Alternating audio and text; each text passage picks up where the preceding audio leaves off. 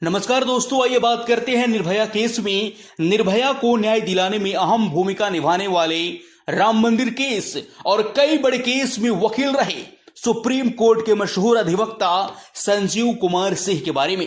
मर्यादा पुरुषोत्तम राजा रामचंद्र, सम्राट विक्रमादित्य, महान राजा भोज तथा बाबू वीर कुंवर सिंह के वंशज श्री संजीव कुमार सिंह के पूज्य दादा बाबू भूमेश्वर सिंह, बाबू प्रभु सिंह, बाबू राजेंद्र सिंह तीनों भाई एक संयुक्त परिवार में रहते थे। दादा बाबू भूमेश्वर सिंह घुड़सवारी में माहिर, पहलवान, कांग्रेसी स्वतंत्रता सेनानी और इंदिरा गांधी जी राजनीतिक सहयोगी रहे। जमींदार परिवार से ताल्लुकात रखने वाले संजीव कुमार सिंह भागलपुर, पूर्णिया, कटिहार और खगड़िया जिले में जमीनें दी थी। जब इंदिरा गांधी जी 1977 में वेलछी, नालंदा में हुए दलित नरसंहार कांड में बिहार आई थी, तो उनकी अगुवाई करने वालों में संजीव कुमार सिंह के दादा बाबू भूमेश्वर सिंह भी थे। भारी बारिश और बाढ़ में हाथी पर बैठकर इंदिरा गांधी तब वेलछी गांव गई थी। इनके पिता बाबू रघुनाथ प्रसाद सिंह, राजीव गांधी, कमलनाथ, राजेश पायलट, आर के धवन, जगन्नाथ मिश्रा, भागवत झा आजाद सहित मीरा कुमार सबके करीबी नेता रहे। आपको बता दें कि संजीव कुमार सिंह 1990 से कांग्रेस की राजनीति में काफी सक्रिय हो गए। तत्कालीन मुख्यमंत्री जगन्नाथ मिश्रा ने एक दिन संजीव जी को आवास पर बुलाए और बोले कि पटना के गांधी मैदान में राजीव गांधी जी की रैली होने वाली है और संजीव, तुमको छात्रों की भीड़ जुटानी है। जगन्नाथ मिश्रा जी के एक जीप ड्राइवर और बॉडीगार्ड और कुछ खर्च दिए और बोले कि 7 दिन का समय है। रैली में पटना और आसपास के जिलों से विश्वविद्यालयों और महाविद्यालयों से छात्रों को इकट्ठा करो। आखिर वो दिन आ ही गया जब राजीव गांधी जी की रैली शुरू होने वाली थी। गांधी मैदान भीड़ से खचाखच भरा हुआ था। मंच पर सभी नेतागण बैठे हुए थे।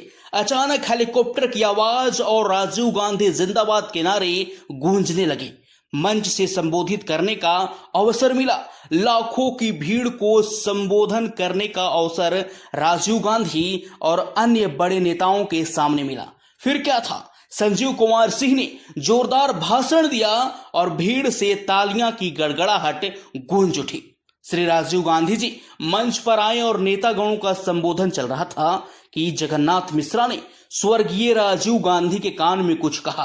तभी संजीव कुमार सिंह को मंच पर बुलाया और फिर संजीव ने राजीव गांधी जी को पैर छूकर प्रणाम किए। इसके अलावा इन्होंने ऑल इंडिया कांग्रेस कमेटी के पर्यवेक्षक संजीव कुमार सिंह ने राजस्थान, छत्तीसगढ़, मध्य प्रदेश, झारखंड, महाराष्ट्र, तमिलनाडु राज्यों में लगन और मेहनत से कार्य करते हुए कांग्रेस गठबंधन सरकार बनाने में मदद की। ऑल इंडिया कांग्रेस कमेटी के उत्तर प्रदेश के पर्यवेक्षक संजीव कुमार सिंह उत्तर प्रदेश में कांग्रेस सरकार बने, इसलिए जनसंपर्क अभियान, टीकाकरण, जन जागरण अभियान चलाएं, जहां आम जनता की निजी समस्या, बेरोजगारी, भूखमरी, हॉस्पिटल, दवाई की किल्लत पूरे उत्तर प्रदेश में है। आपको बता दें कि दिल्ली में पूर्व मुख्यमंत्री शीला दीक्षित, पूर्व प्रधानमंत्री मनमोहन सिंह जी, स्वर्गीय राष्ट्रपति प्रणब मुखर्जी और कई बड़े नेताओं के साथ काम किए, जो कि अब राहुल गांधी, प्रियंका गांधी और अब आदरणीय सोनिया गांधी की टीम में हैं और खुद को 2024 लोकसभा चुनाव में प्रधानमंत्री पद के दावेदार मानते हैं। संजीव कुमार सिंह का कहना है कि आगामी आने वाले समय में पूरे भारत के हर राज्य में जाकर जनसंपर्क करेंगे, जिसमें महंगाई, बेरोजगारी, धार्मिक अस्थिरता की बात रखेंगे और 2024 में कांग्रेस मजबूत करने का काम करेंगे। यह भारत जोड़ो यात्रा बड़ी अमृत का काम कर रही है और ये अमृत की धारा रस बह रही है। कह रहे हैं कि वीर तुम बढ़े चलो, धीर तुम बढ़े चलो, सामने पहाड़ हो, सिंह की दहाड़ हो, तुम निडर डटो वहीं, तुम निडर हटो नहीं।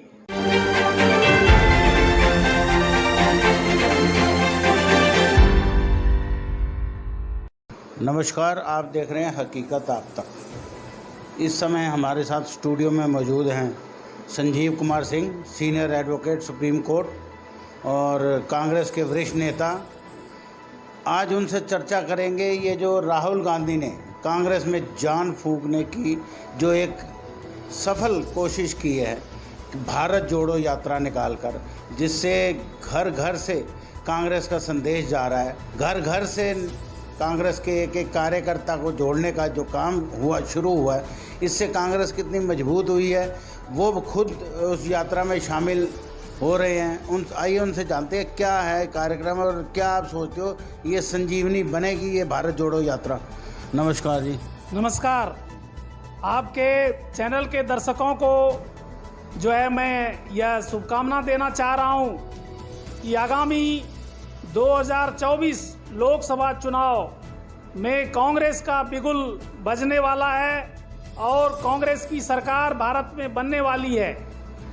हमने कांग्रेस के नेतृत्व में और हम एक संयोजक की भूमिका जो कि भारत जोड़ो यात्रा राहुल गांधी के टीम में होने के साथ साथ पूरे भारत में जो कांग्रेस की भारत जोड़ो यात्रा यह हम सबों ने शुरू किया है और आदरणीय राहुल गांधी जी तथा मैं और कई वरिष्ठ नेतागण जो कि कन्याकुमारी तमिलनाडु से भारत जोड़ो यात्रा की शुरुआत हमने की है।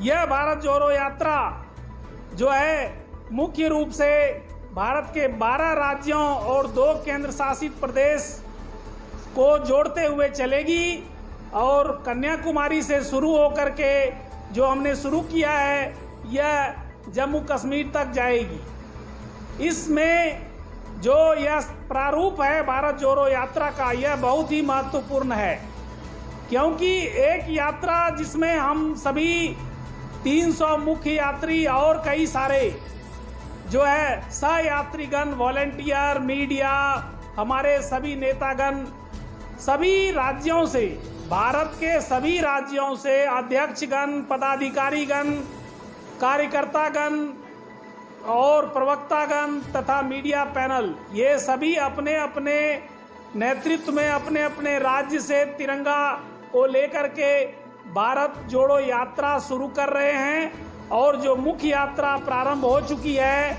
और जो आगे बढ़ती जा रही है उसमें आदरणीय राहुल गांधी जी, मैं और कई 300 करीब वॉलेंटियर सभी हैं। उसमें 3570 किलोमीटर की ये पूरी यात्रा है और इस पूरी यात्रा में हम पूरे रूप से ये देख रहे हैं कि हमारा देश जो कि इस बीजेपी के गलत नीतियों के कारण, हमारे देश की जनता बीजेपी के गलत नीतियों के कारण जो प्रताड़ित हो रही थी, वो सभी कांग्रेस के इस भारत जोड़ो यात्रा के संदेश को सुनकर के और भारत जोड़ो यात्रा में आम जनता और सामाजिक वर्ग, कांग्रेसी जन, कांग्रेस के नेतागण, हम सभी जो है बढ़ चढ़कर हिस्सा ले रहे हैं। इसमें ये देखिए, यह जो मुद्दा है भारत जोड़ो यात्रा है, बड़े कदम जो है जुड़े हम, जुड़े वतन, और हमारे कदम बढ़ेंगे कांग्रेसियों और सभी आम जनता, सभी सामाजिक कार्यकर्ता और सभी लोगों, आम जनता की सहभागिता अगर भारत जोड़ो आंदोलन में बढ़ चढ़ करके हो रही है और हमारे कदम बढ़ रहे हैं और जुड़े वतन, हमारा जो पूरा देश है एक सूत्र में पिरोया जा रहा है। कांग्रेस का यह नारा आज़ादी से पहले भी था और आज़ादी से पहले कई यात्राएं होती थी देश को आज़ाद कराने के लिए, और आज जो यात्रा भारत जोड़ो यात्रा हम कांग्रेस जनों ने जो है आदरणीय राहुल गांधी जी तथा हम सभी वरिष्ठ कांग्रेस नेतागण ने जो यह कांग्रेस के साथ कदम से कदम मिला करके, जनता के साथ कदम से कदम मिला करके जो हमने ये नारा दिया है, बड़े कदम जुड़े वतन, हमारा देश जो है जुड़ रहा है। हर एक जाति धर्म के लोग, हिंदू, मुस्लिम, सिख, ईसाई, हम सब हैं भाई भाई, यह कांग्रेस का नारा है। और बेरोजगारी, महंगाई को कम करने के लिए, महंगाई कम हो, बेरोजगारी दूर हो, आम युवा जो है उनको रोजगार मिले, और ये जो जीएसटी और ये बीजेपी के जो गलत नीति है, घटिया नीति है, जिससे हमारा देश जो है जो कमज़ोर हो रहा था, हमारे देश की आर्थिक व्यवस्था पूरी तरह से बीजेपी ने कमज़ोर कर दिया, और मोदी शाह की रंगा बिल्ला की जोड़ी ने पूरे देश को जो इकोनॉमी है उसका कमज़ोर कर दिया। और ये देखिए, सभी क्षेत्रीय पार्टियां, बीजेपी को छोड़ करके जितनी भी क्षेत्रीय पार्टियां हैं, वो भी हमारी कांग्रेस की इस मुहिम को, देश जोड़ने की मुहिम को, भारत जोड़ो यात्रा को, और इसको समर्थन दे रहे हैं।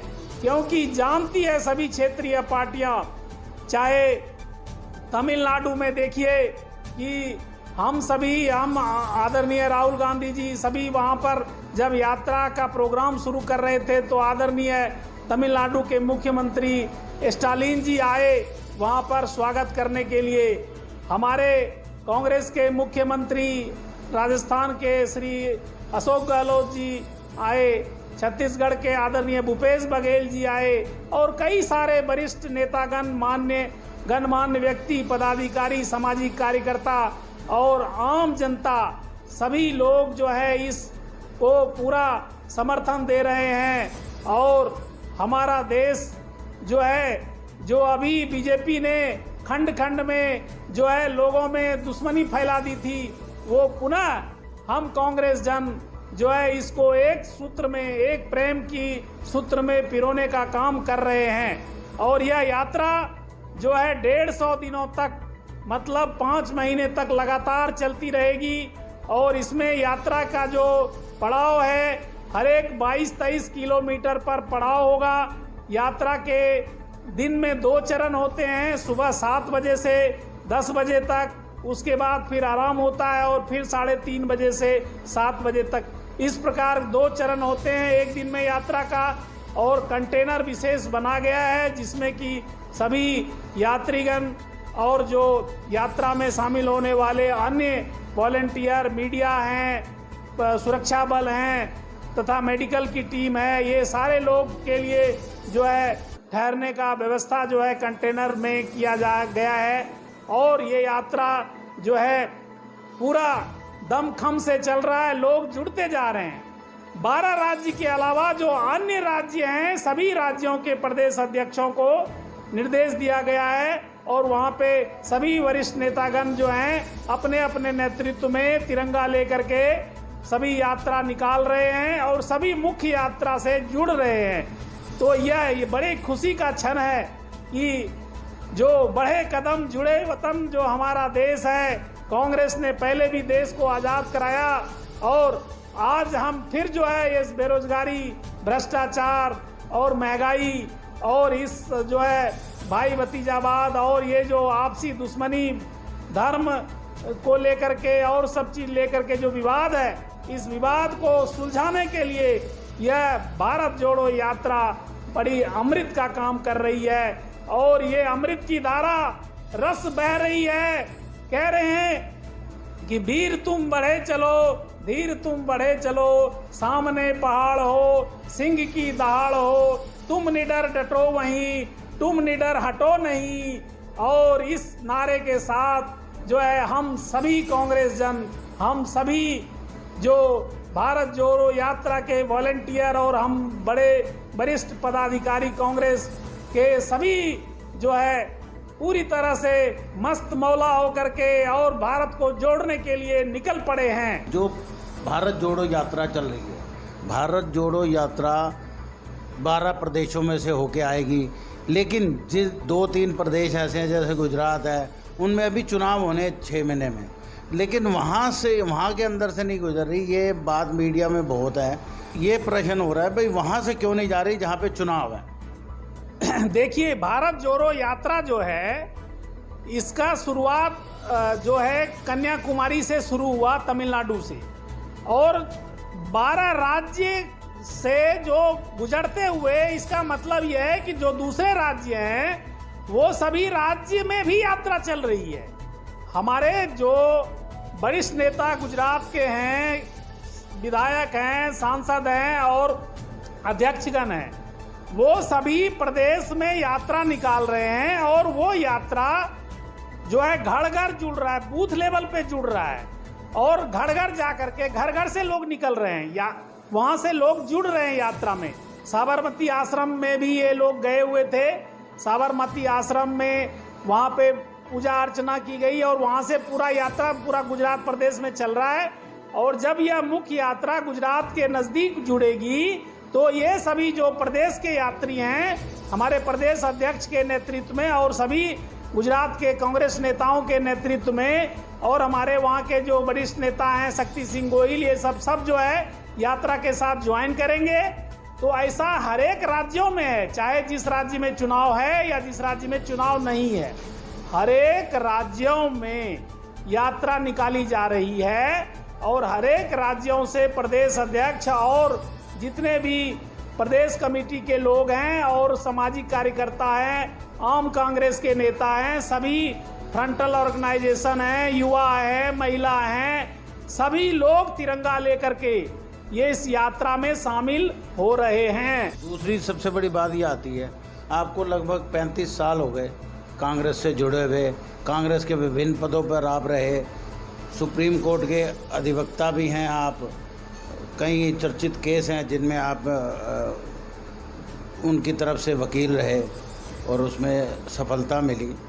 35 साल के इस राजनीति में, और आप अपने आप को खुद प्रधानमंत्री पद का दावेदार भी मानते हैं, पार्टी आला कमान में भी आपकी अच्छी पकड़ है, तो आप इसको किस नज़र से देखते हैं भाई, ये भारत जोड़ो यात्रा से जो आपका मिशन है 2024 में कांग्रेस को लाना है, संजीव कुमार सिंह ने ठाना है, या आप जो मिशन लेके चल रहे हैं, तो इसमें आप कितना इसमें आप सफल होंगे, आप क्या कहना चाहोगे? देखिए, खास करके मैं जो है आदरणीय राजीव गांधी के समय में 1989-90 में भारतीय राष्ट्रीय कांग्रेस के राष्ट्रीय राजनीति से हमारी जुड़ाव हुई। उससे पहले मेरे पिताजी, मेरे दादाजी, मेरी दादी जी और सभी लोग स्वतंत्रता सेनानी और कांग्रेसी रहे हैं। मेरे पूर्वज, मैं बाबू वीर कुंवर सिंह के वंशज से हूँ, जिन्होंने 1857 की क्रांति जो है का बिगुल फूका था और देश को आज़ाद कराया, और आगे चल करके आज़ादी में हमारे बहुत सारे लोग अहम भूमिका निभाए, और हमारे दादाजी, पिताजी सभी कांग्रेस के अच्छे अच्छे पद पे रहे। और मैं राष्ट्रीय राजनीति में आया, और राष्ट्रीय राजनीति में पूरे देश में अलग अलग राज्यों में चुनाव प्रभारी, चुनाव पर्यवेक्षक और कई बड़े पदों पर हूँ। और आजकल जो है आदरणीय सोनिया गांधी जी हमारी राष्ट्रीय अध्यक्षा, उनके टीम में ऑल इंडिया कांग्रेस कमेटी की ओर से केंद्रीय पर्यवेक्षक हूँ। हमारे में जो है, जो हमारे साथ बहुत सारे वरिष्ठ नेतागण हैं जिन्होंने कहा कि गांधी परिवार से अलग जो प्रधानमंत्री के दावेदार हैं और उसमें जो अच्छी योग्यता है, उस रूप में मुझे चुना और प्रधानमंत्री पद के दावेदारी में मेरा नाम आया। तो लोगों ने कहा कि संजीव कुमार सिंह जो है कांग्रेस के बड़े नेता हैं, आदरणीय राहुल गांधी जी और आदरणीय सोनिया गांधी जी, आदरणीय प्रियंका गांधी जी के करीबी हैं, और आदरणीय पूर्व प्रधानमंत्री राजीव गांधी के समय से कांग्रेस में अलग अलग पदों पर महत्वपूर्ण भूमिका निभाए हैं।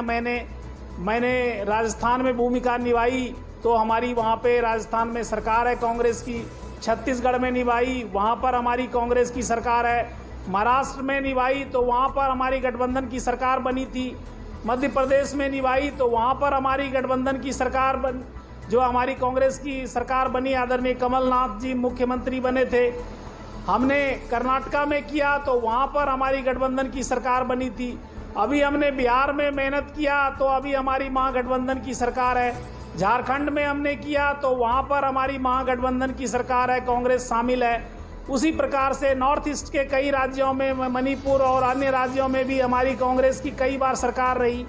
तो भारत के लगभग सभी राज्यों में हमारे मुख्यमंत्री रहे और मैंने सभी मुख्यमंत्रियों, सभी बड़े बड़े पदाधिकारियों, कांग्रेस के पदाधिकारियों के साथ समन्वय के रूप में, कोऑर्डिनेटर के रूप में, ऑब्जर्वर के रूप में, चुनाव प्रचार प्रभारी के रूप में कई पदों पे, बड़े बड़े महत्वपूर्ण पदों पे कार्य किए और हमारी सरकार बनी।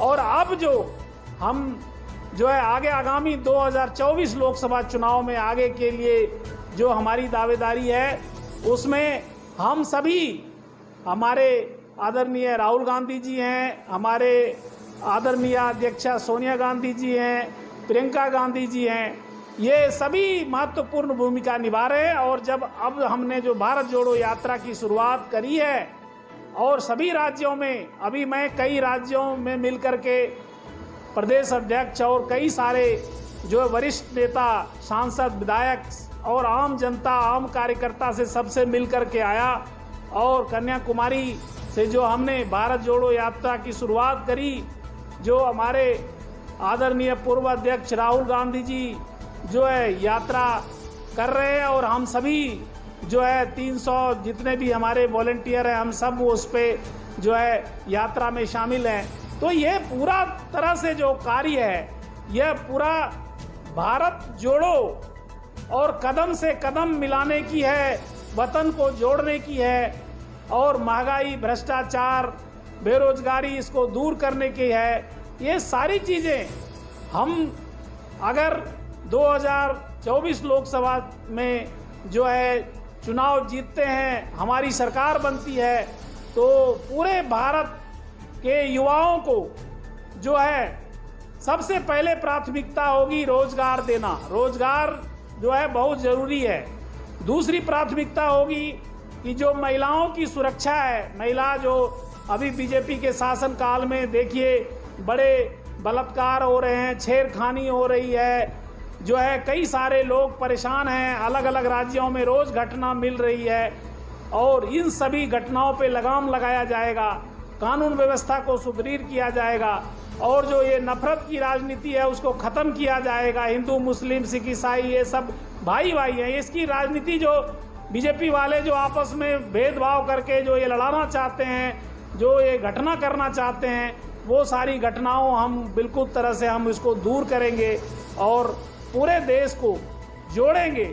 और देखिए कि आप तमिलनाडु लीजिए, आप केरल लीजिए, आप पांडिचेरी लीजिए, आप जो है कर्नाटका लीजिए, आप जो है महाराष्ट्र लीजिए, आप जो है मध्य प्रदेश लीजिए, आप जो है छत्तीसगढ़ लीजिए, आप आगे बढ़ते जाइए, पंजाब लीजिए, आप हरियाणा लीजिए, हमारी राष्ट्रीय राजधानी क्षेत्र दिल्ली लीजिए, हिमाचल लीजिए, उधर जो है जम्मू कश्मीर लीजिए, उस साइड से आप कई सारे राज्यों को, इधर आप बिहार लीजिए, झारखंड लीजिए और जो है आपका उत्तर प्रदेश लीजिए और नॉर्थ ईस्ट की सभी 7 राज्यों को लीजिए और आगे चल करके आप बढ़ते जाइए।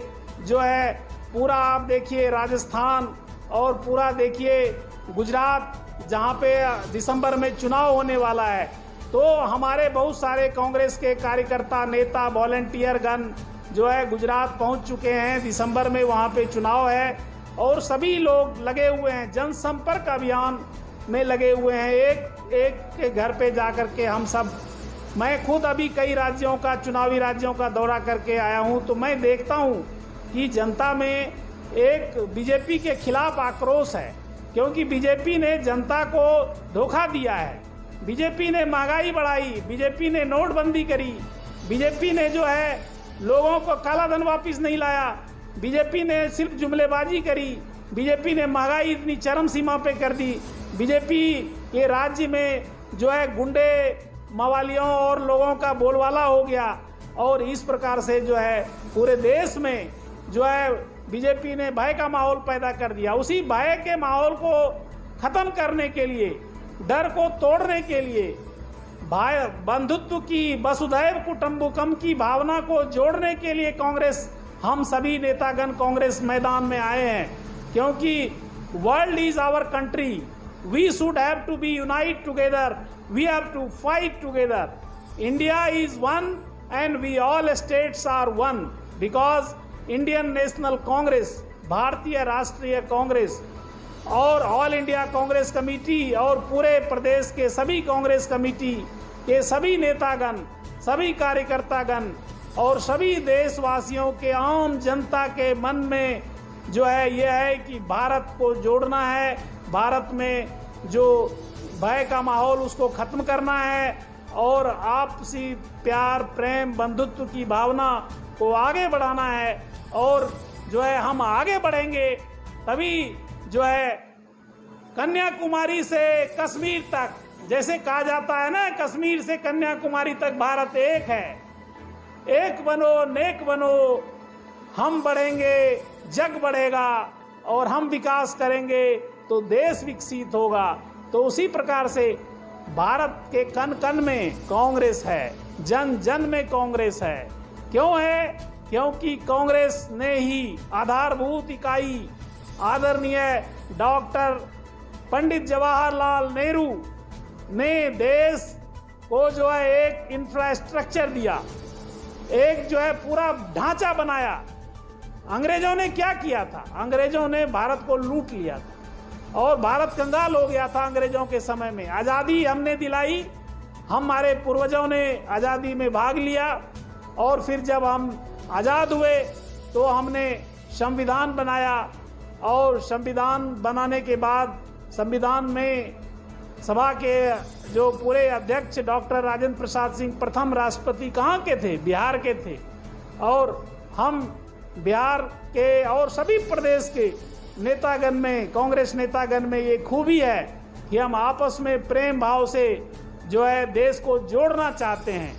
भारत को जोड़ने की प्रथा और कला सिर्फ कांग्रेस और कांग्रेस के नेताओं में है, क्योंकि हम जो है पूरे वतन के लिए जो है वतन पे फिदा होने वाले हम लोग हैं। जो वतन की राह में जो है हम लोग आगे निकल चुके हैं कि वतन कैसे हमारा जुड़े और हमारा पूरा भारतवर्ष कैसे फिर जो है खुशहाल हो जाए।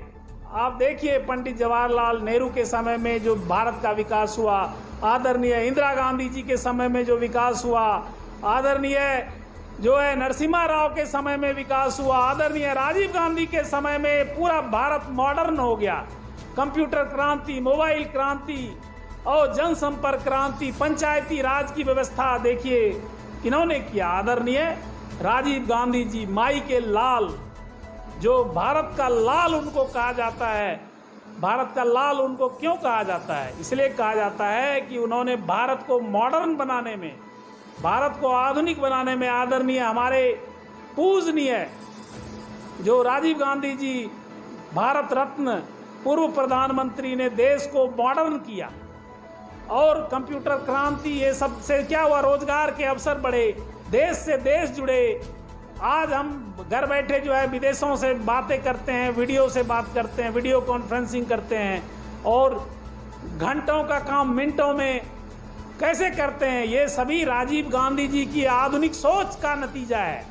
और उसी प्रकार मनमोहन सिंह ने जो है पूरे देश में क्या किया? आर्थिक क्रांति ला दिया। आर्थिक विकास किन्होंने किया? मनमोहन सिंह जी ने किया, क्योंकि उससे पहले जो है आर्थिक दृष्टिकोण से भारत कमजोर हो चुका था।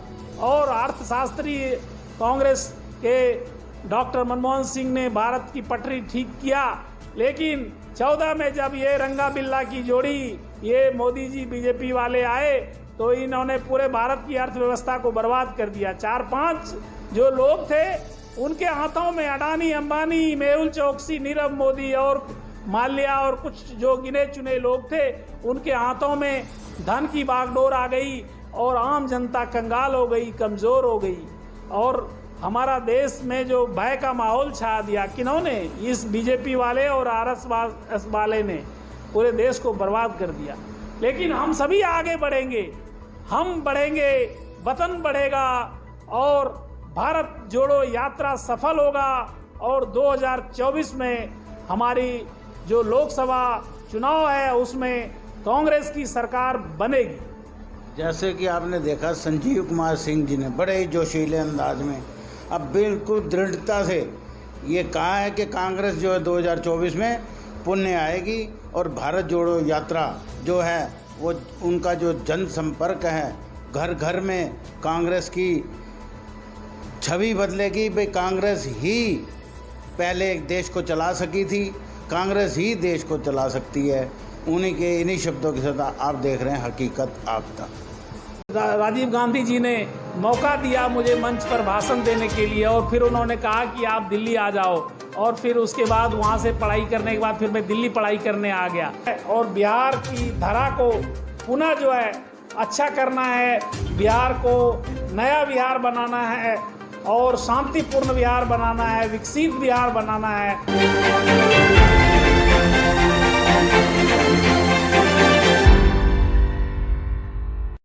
नमस्कार, आप देख रहे हैं हकीकत आप तक, आपकी आवाज़ सच के साथ। आज हमारे साथ मौजूद हैं संजीव कुमार सिंह, जाने माने एडवोकेट सुप्रीम कोर्ट के और कांग्रेस के वरिष्ठ नेता, जिनकी दावेदारी है प्रधानमंत्री पद की। आज उनसे विशेष चर्चा करेंगे प्रदेश वाइज, पूरे भारतवर्ष, जिनका कहना है कि मेरी जन्मभूमि बिहार है और मेरी कर्मभूमि पूरा भारतवर्ष है।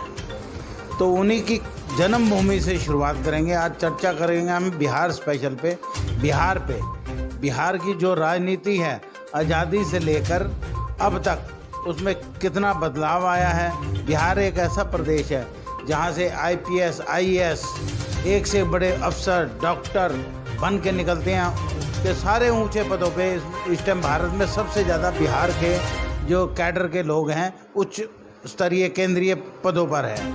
तो आइए जानते हैं, लेकिन वहाँ राजनीति का स्तर इतना गिर क्यों गया है, क्या बदलाव आया, आइए उनसे जानते हैं। नमस्कार जी।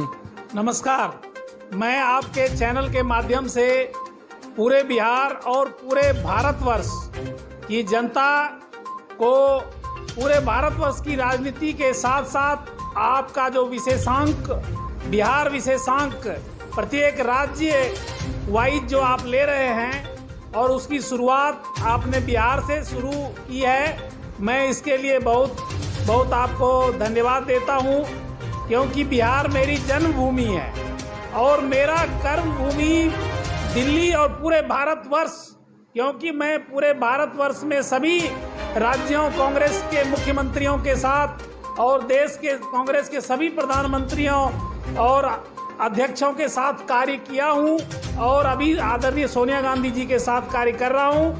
तो इसके साथ ही मैं अपने जन्मभूमि राज्य बिहार की राजनीतिक चर्चा की शुरुआत करने जा रहा हूं। आज़ादी 15 अगस्त 1947 को हमारा देश आज़ाद हुआ। आज़ादी से पहले की क्या स्थिति थी आप जान जाइए। आज़ादी से पहले की जो स्थिति थी, जैसे बिहार राज्य आपको बड़ी जान की राजनीतिक खुशी होगी कि बिहार राज्य में पहले मुख्यमंत्री को आज़ादी से पहले जब वहाँ पर सरकार बनी, उसको प्रोविंस सरकार कहा जाता था, प्रदेश के प्रधानमंत्री का दर्जा दिया जाता था। और बिहार ही ऐसा गौरवान्वित राज्य है जिसमें कांग्रेस के प्रथम मुख्यमंत्री डॉक्टर श्री कृष्ण सिंह, जो कि लौह पुरुष, बिहार का लौह पुरुष उनको कहा जाता था और विकास पुरुष कहा जाता था, और बिहार का हरिश्चंद्र उनको कहा जाता था कि इतने ईमानदार कांग्रेस के नेता थे डॉक्टर श्री कृष्ण सिंह, जो कि काफी बिहार में मशहूर हुए और 3 बार वो मुख्यमंत्री रहे और सबसे लंबे काल तक कांग्रेस के मुख्यमंत्री रहे, पहले मुख्यमंत्री डॉक्टर श्री कृष्ण सिंह। उसके बाद कई सारे मुख्यमंत्री बने और सभी मुख्यमंत्री कांग्रेस के मुख्यमंत्री और सभी लोगों ने बहुत अच्छा कार्य किया।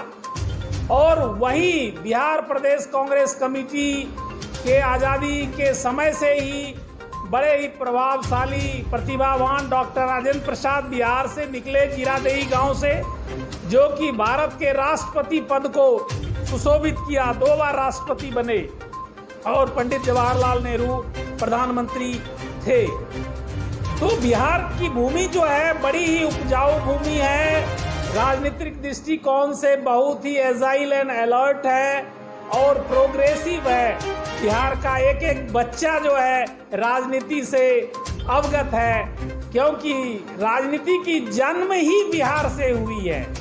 जब आप प्राचीन बिहार को पढ़ेंगे तो मगध, चंद्रगुप्त मौर्य जो घनानंद जैसे क्रूर शासक को खत्म करके चाणक्य की रणनीति में बिहार को जो है गौरवान्वित किया, और उससे पहले अगर आप जाएंगे महात्मा बुद्ध की धरती, ये जो पार्लियामेंट्री सिस्टम चल रहा है पूरे देश में, और जो बाइकैमरल लेजिस्लेचर जैसे विधानसभा और विधान परिषद राज्यों में होती है, ये सब प्रथा की शुरुआत भी बिहार से ही हुई है।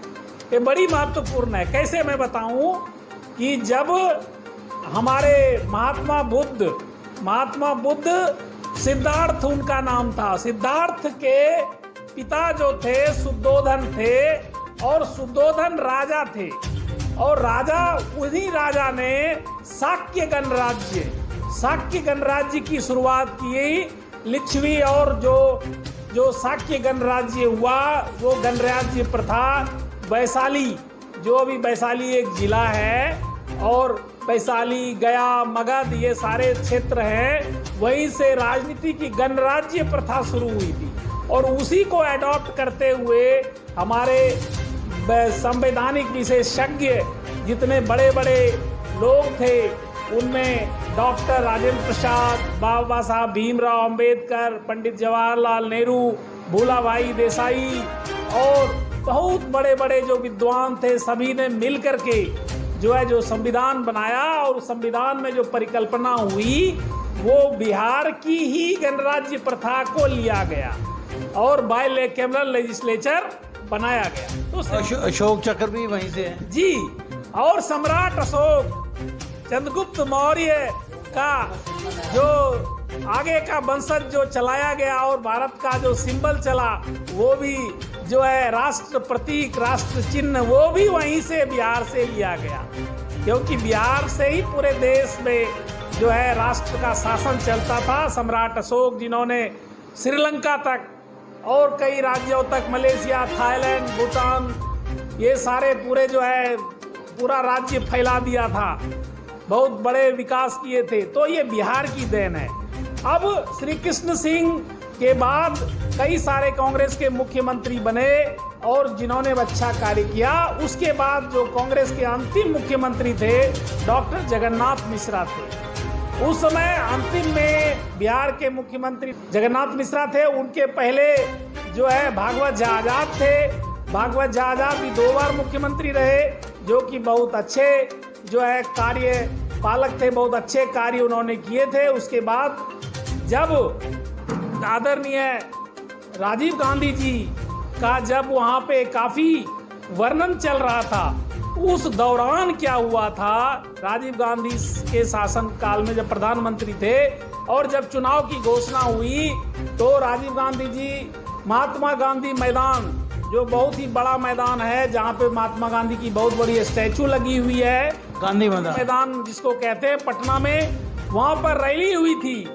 और उसमें डॉक्टर जगन्नाथ मिश्रा ने मुझे कार्य दिया था और मैं पूरा जो है लाखों लाख छात्रों को, युवा नेताओं को जुटाया था उस मैदान में। और पहली बार जो है पब्लिक रैली एक छात्र जीवन में मुझे जो है वहाँ पर आदरणीय प्रधानमंत्री जो राजीव गांधी जी ने मौका दिया मुझे मंच पर भाषण देने के लिए। और फिर उन्होंने कहा कि आप दिल्ली आ जाओ, और फिर उसके बाद वहाँ से पढ़ाई करने के बाद फिर मैं दिल्ली पढ़ाई करने आ गया।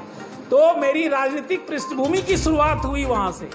और राजनीतिक दृष्टिकोण से देखिए कि जब तक कांग्रेस का शासन काल रहा 1990 के अंत तक, तब तक बहुत अच्छा बिहार विकसित हुआ। और आप अभी हिस्ट्री देखेंगे कि बिहार में जो विकास हुआ है, जो रोडें बनी हैं, सड़कें बनी हैं, पुराने जो डैम बने हैं, वो सारा जो विकास का कार्य, बड़े बड़े यूनिवर्सिटी बने हैं, Patna university, Bhagalpur university, Magadh university, Mithila university, Darbhanga university, Madhepura university, और बड़े बड़े college, management college, degree college, Patna medical college, Darbhanga medical college, NMCH Nalanda medical college, Shri Krishna medical college जो हमारे कांग्रेस के मुख्यमंत्री के नाम मुजफ्फरपुर में है, ये सारे जो बने कांग्रेस के समय में ही बने।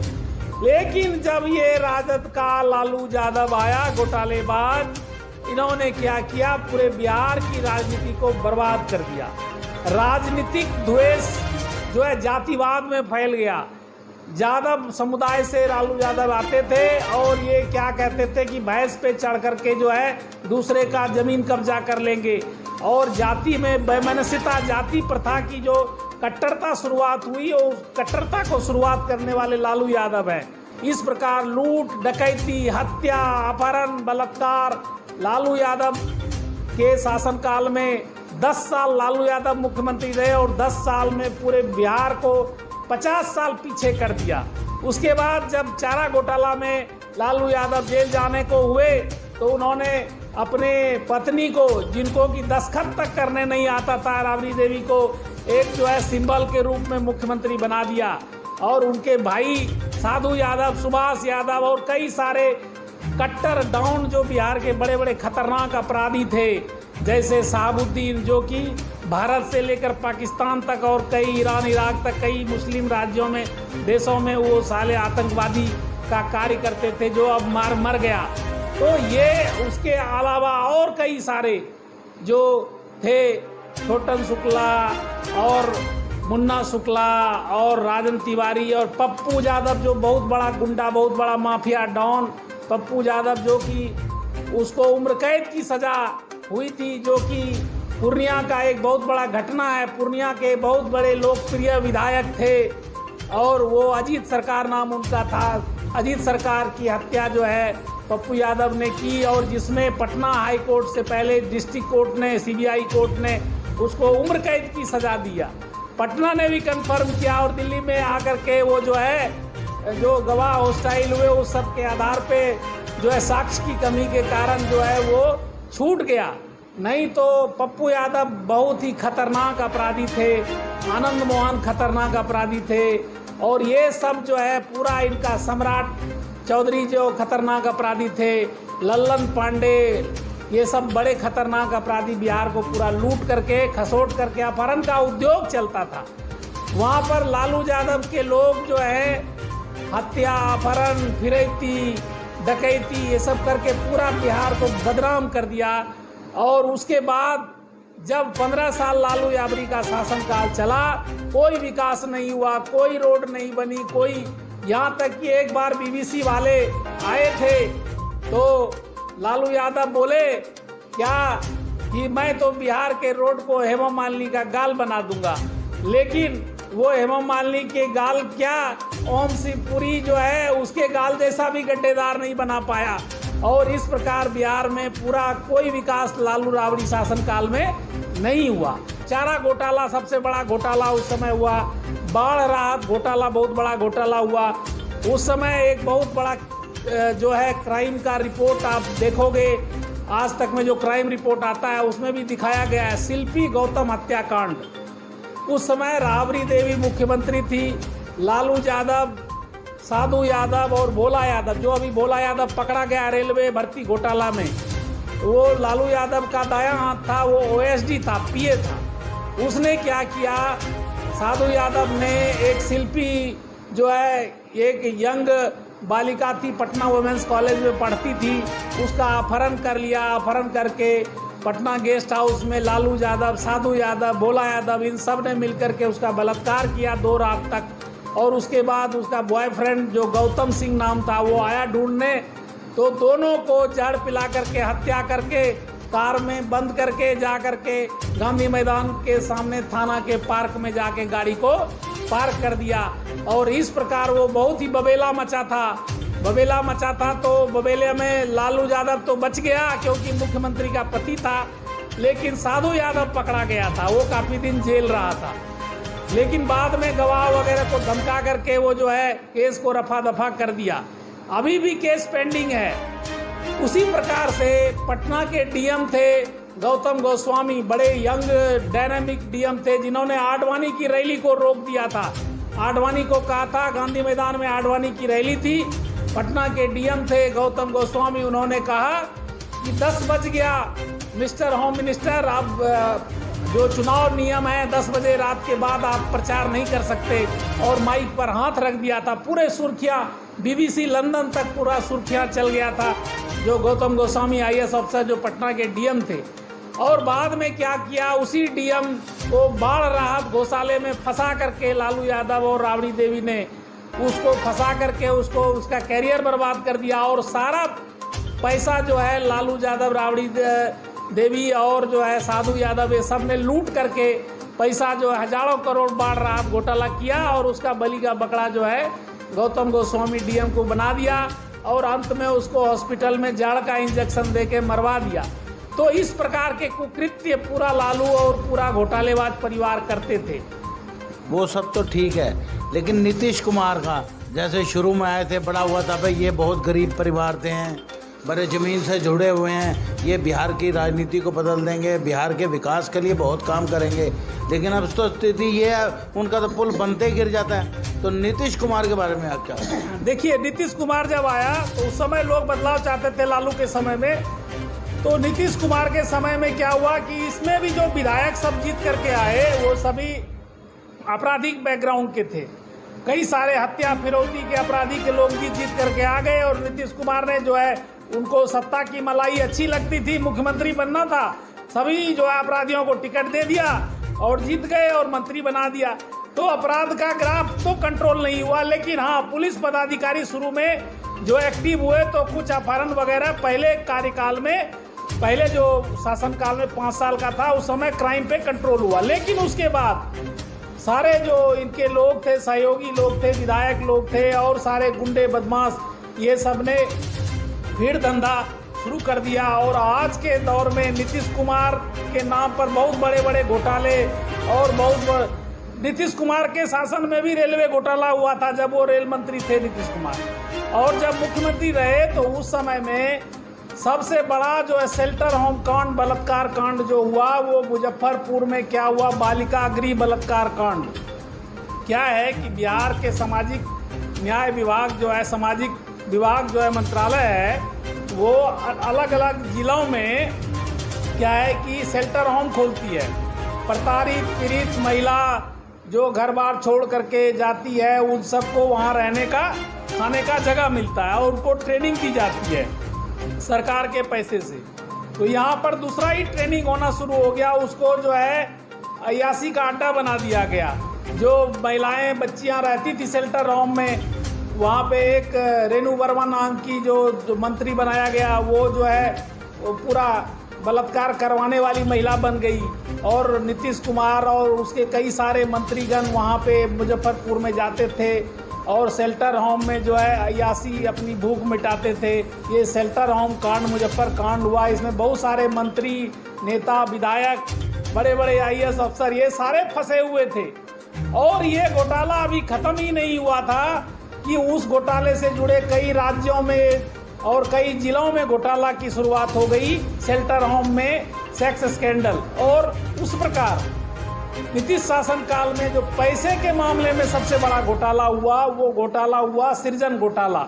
जो भागलपुर जिला में मनोरमा देवी नाम की एक महिला थी, उन्होंने सृजन बैंक खोला और वो वहाँ से घोटाला शुरू हुआ और पूरे राज्य में अलग अलग जिलों में पूरा घोटाला हुआ, हजारों करोड़ का। CBI जांच कर रही है। उसमें मुख्यमंत्री नीतीश कुमार का भी अपराधी में नाम है। इसको सिर्फ बीजेपी वाले बचा रहे हैं और सारे मंत्री को तो पकड़ा, बहुत सारे लोगों को पकड़ा, अंदर भी गया, कई बेल पे भी बाहर हुए। नीतीश कुमार को क्यों नहीं डाला? और नीतीश कुमार दूसरे पार्टी से गठबंधन क्यों नहीं कर रहे हैं? इसके पीछे राज ये है कि नीतीश कुमार को डरा के रखा हुआ है बीजेपी ने कि अगर आप दूसरे दल से मिलेंगे, राजद या किसी और कांग्रेस दल से मिलकर सरकार बनाएंगे तो आपको जेल भेज दिया जाएगा। सृजन घोटाले में नीतीश कुमार आरोपी है और जो शेल्टर होम है उसमें भी नीतीश कुमार के खिलाफ कई सारे सबूत हैं। इसलिए बीजेपी ब्लैकमेल करके जो है इनडायरेक्ट रूप से बिहार की सत्ता में कायम है। अभी एक योजना चली थी, बिहार नल जल योजना। मैं अभी बिहार होकर आ रहा हूँ, तो बिहार नल जल योजना में क्या हुआ कि हजारों करोड़ रुपया कि भाई पेयजल की नल के द्वारा जल जाएगा गाँव में। क्या किए, सभी अपने जदयू वाले बीजेपी वाले अपने विधायक के चहेते लोगों को जो है ठेकेदारी दे दिया। किसी ने कोई काम नहीं किया, कहीं भी टंकी नहीं लगी, और कहीं सिंबल के तौर पे पानी की टंकी लगी तो वो जो है टंकी टूट के गिर गया हवा में। और अभी आपने जो कहा कि पुल, 4 पुल तो अभी 2 महीने के अंदर गिरा है, नए पुल बने और हवा आई, पानी बरसा, थोड़ा सा आया, बस धस गया। क्योंकि वो क्वालिटी के, वो तो चाहते हैं कि जो पुल बने टूटे, फिर नया पुल बनाए, नया पैसा उससे रिलीज कराएं। तो इस सब की केंद्र सरकार अगर अच्छी होती, नीतीश सरकार, तो ये नीतीश कुमार जो है इसके ऊपर केंद्र की मोदी सरकार क्यों नहीं सीबीआई जांच भेज रही है, क्यों नहीं ईडी के लिए कर रही है। आदरणीय सोनिया गांधी जी को या राहुल गांधी को परेशान कर रहे हैं, तो वहां तो कुछ निकला नहीं, ईडी भी थक हार गया, कुछ नहीं किया, खत्म हो गया, ठन ठन गोपाल हो गया वहां भी। अब तो उन्होंने कह दिया जितनी जांच करनी थी हमने सोनिया जी की कर ली है, अब दोबारा नोटिस देंगे फिर देखेंगे। तो किस लिए ना, इसलिए कि ईडी भी जानती है कि ये सब कुछ नहीं है, ये सिर्फ बीजेपी अपनी मड़गरद पानी बना करके कांग्रेस को परेशान कर रही है। अगर भाई सही मायने में कार्रवाई करना है तो बिहार में जो इतने सारे पुल गिर गए, इतने हजारों करोड़ के घोटाले हुए, सृजन घोटाले हुए, शेल्टर कांड हुआ, जो रोड जो नितिन गडकरी साहब ने जो कि विकास के लिए जो रोड बनाने के जो प्लानिंग दिया है बिहार में, क्यों नहीं बिहार में रोड बन रहा है? इसलिए कि बिहार सरकार काम ही नहीं कर रहा है, ना जमीन अधिग्रहण कर रहा है सड़क के लिए, और सड़क नहीं बन रहा है। नितिन गडकरी साहब ने खुद जो है नीतीश कुमार को कहा कि ये बिहार राज्य आपका फिसड्डी है। क्यों फिसड्डी है? जो आप देखिए, जो पूरा इंडेक्स होता है भुखमरी के मामले में भी बिहार को पीछे कर दिया। बिहार में जो IAS IPS या बड़े पदाधिकारी या नेता बनते हैं वो बिहार में रह के नहीं बनते, बिहार से बाहर जा करके दूसरे राज्यों में, दिल्ली और राजस्थान और कई सारे राज्यों में, उत्तर प्रदेश, ये सब के चंडीगढ़ वगैरह जा करके पढ़ाई लिखाई करते हैं, मेहनत करते हैं। मेहनत का सैंप बिहार के युवा तो मेहनत के बल पर दूसरे राज्यों में जा करके जो है वो तैयारी करके सफल होते हैं। क्योंकि वो बिहार के निवासी हैं इसलिए बिहार का नाम होता है कि बिहार से हैं, लेकिन बिहार में कोई फैसिलिटी नहीं है। वहाँ से क्यों नहीं रह के करते हैं? वहाँ से इसलिए कि कोई फैसिलिटी ही नहीं है, ना अच्छा कॉलेज है, ना अच्छा इंस्टीट्यूशन है, ना अच्छे टीचर है। बिहार की शिक्षा प्रणाली को नीतीश कुमार ने बंधक बना दिया है। बिहार की स्वास्थ्य प्रणाली इतनी घटिया है, कोरोना में सबसे ज़्यादा मृत्यु बिहार में हुई है, पूरा रेट देख लीजिए। और कोई भी हॉस्पिटल में सुविधाएं नहीं हैं, जो है ना दवाइयाँ मिलती हैं। और क्या, शिक्षा के मामले में कॉन्ट्रैक्ट बेसिस पे चल रहा है, वहाँ पे कॉन्ट्रैक्ट पे लोग काम, टीचर पढ़ाते हैं। और जो कॉन्ट्रैक्ट वाले टीचर ने भी आंदोलन किया था, जो सुप्रीम कोर्ट तक वो मामला आया। कई सारे वहाँ पे है जगह खाली है। यूनिवर्सिटी में अभी ताज़ा मामला, जो अभी मैं 2 दिन पहले बिहार से आया हूँ, Patna university, Magadh university, Bhagalpur university का, वो सब बहुत सारे छात्र हमको मिले थे। उन्होंने, वो लोग भी धरना प्रदर्शन पे बिहार में बैठे हुए हैं पटना में। उन लोगों ने कहा कि देखिए सर, आप तो बहुत बड़े नेता हैं, आप जो है प्रधानमंत्री पद के दावेदार हैं, हम लोगों की समस्या सुनिए।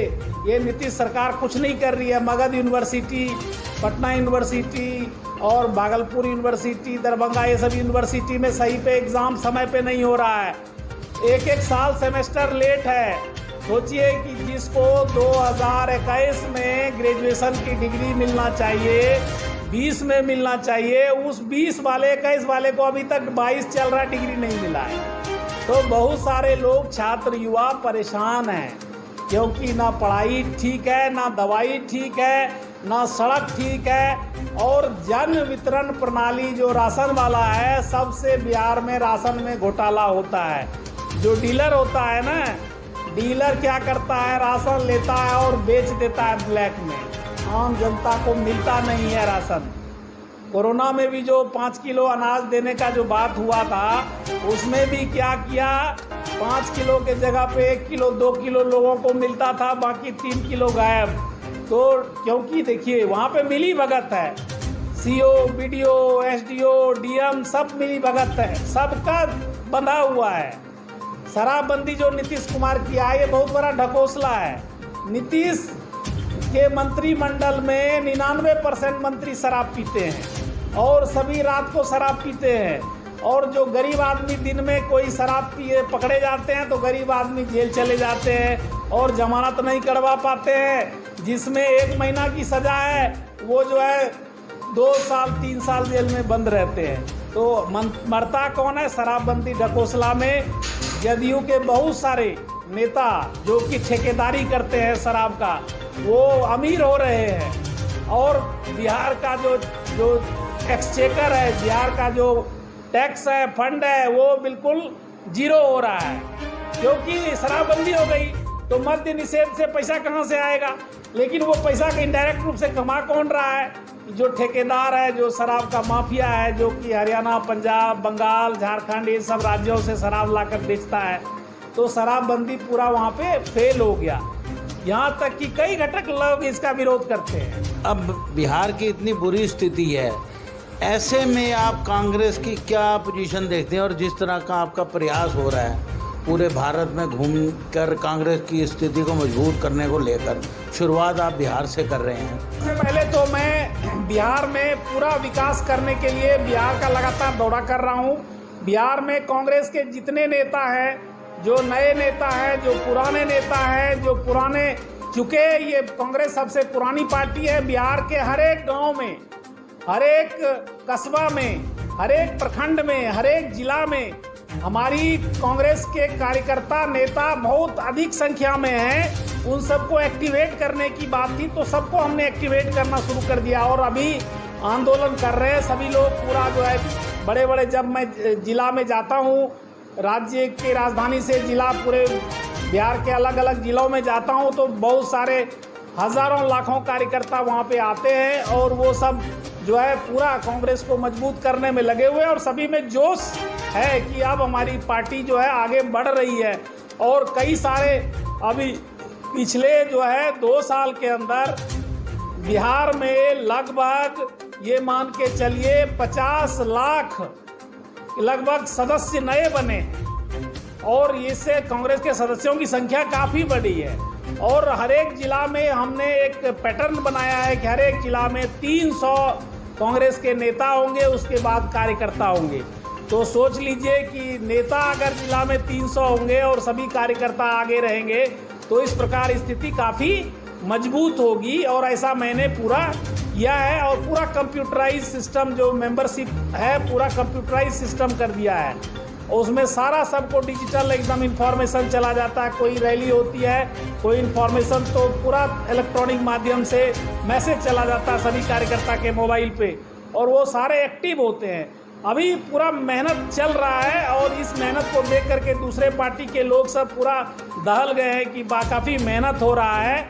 और अभी पहले लोकसभा चुनाव 2024 में है, 40 लोकसभा सीट बिहार में है और 40 लोकसभा सीट पे पूरा नियंत्रण जो है हमने लोकसभा के अनुसार बनाया हुआ है। पूरा कार्यकर्ता और नेता जिसको प्रभार दे रखा है कि भाई कार्य करो, और इस प्रकार से जो है हम काफ़ी मजबूत सक्षम हो रहे हैं। और अगर ऐसा पूरा 2024 तक चलता रहा तो वो दिन दूर नहीं जबकि पूरे देश में हमारी कांग्रेस मजबूत हो जाएगी। और इसकी शुरुआत बिहार में हमने किया और अनेक राज्यों में सभी जगह किया है। अभी बिहार का दौरा करके आया हूँ तो वहाँ पे काफ़ी मजबूती हुई है। अभी जो है लगातार मीडिया से संपर्क में हूँ और लोगों से संपर्क में हूँ। अभी 2 दिन पहले जो है बहुत बड़ा धरना प्रदर्शन गांधी मैदान और राज्यपाल और सचिवालय के आसपास बहुत बड़ा धरना प्रदर्शन बिहार में हुआ और उसमें मैंने भी जा कर के भाग लिया और सभी लोगों को संबोधित किया कि आगे जो है आपको काफ़ी मेहनत करना है और बिहार की धारा को पुनः जो है अच्छा करना है, बिहार को नया बिहार बनाना है और शांतिपूर्ण बिहार बनाना है, विकसित बिहार बनाना है। और इसलिए हम बिहार के इस विशेषांक में, बिहार राज्य विशेषांक जो आपने शुरू किया, और इसमें मैं पूरे बिहार वासियों को यह संदेश देना चाहता हूं कि आपने बीच में कई सरकारों को चुना, अब जो है पुनः कांग्रेस की सरकार और बिहार के सभी 40 लोकसभा सीटों पे कांग्रेस के कैंडिडेट को आप आगे लाएं, जिताएं, जिससे कि 2024 में जो है भारत में कांग्रेस की सरकार बने और कांग्रेस की सरकार बनते ही बिहार में विकास की शुरुआत काफ़ी तेजी से आगे बढ़ेगी और बिहार फिर से विकसित हो जाएगा। धन्यवाद। जैसा कि आपने देखा, हमारे साथ थे संजीव कुमार सिंह, जिन्होंने कांग्रेस को 2024 में लाने का अपना जो लक्ष्य रखा हुआ है उसकी शुरुआत कर दी है, उसका शंखनाद कर दिया है बिहार से। उन्होंने ज़िले वाइज अपने प्रयास शुरू कर दिए, संगठन को मजबूत करना शुरू कर दिया और उन्होंने कितने देखो घोटाले पहले भी हुए जो वर्तमान सरकार के राज्य में हुए हैं उनका भी विवरण दिया इन्हीं शब्दों के साथ कि वो कामयाब हों। आप देख रहे हैं हकीकत आप तक।